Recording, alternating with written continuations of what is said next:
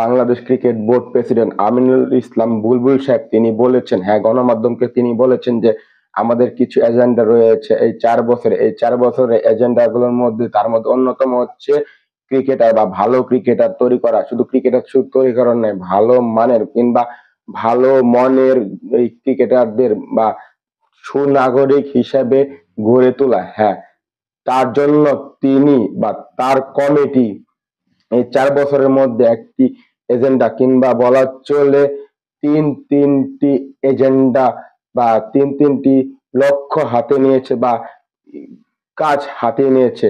Triple century, হ্যাঁ, 1 নম্বর বা প্রথম সেঞ্চুরি হিসাবে তিনি হাতে নিয়েছেন কানেক্টিভিটি। হ্যাঁ, ক্রিকেটার থেকে কোচ কিংবা ম্যানেজমেন্ট কিংবা বোর্ড, তারপরে বোর্ড থেকে জনগণ বা ক্রিকেটার থেকে জনগণ এবং সাংবাদিক, টিভি, মিডিয়া, নিউজ পোর্টাল, জনগণ এবং ক্রিকেট বোর্ড কিংবা প্লেয়ার, হ্যাঁ, এদের মধ্যে কানেক্টিভিটি তৈরি করা।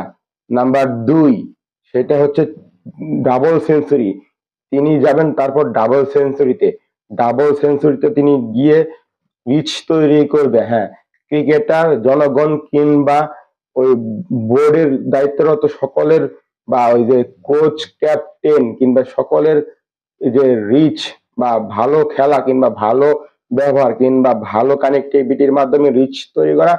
তারপর এঙ্গেজমেন্ট, হ্যাঁ, সকলের এঙ্গেজমেন্ট, সেখানে থাকবে সকলের এঙ্গেজমেন্ট, থাকবে হচ্ছে জনগণ বা সাধারণ পিপল কিংবা যারা ক্রিকেট প্রিয় দর্শক কিংবা যারা হচ্ছে ক্রিকেটার, আর যারা বোর্ড কর্তা কিংবা যারা বোর্ডের দায়িত্ব রয়েছে বলা চলে, আরো রয়েছে টিম ম্যানেজমেন্ট, কোচ সহ আরো অন্যান্য কেউ।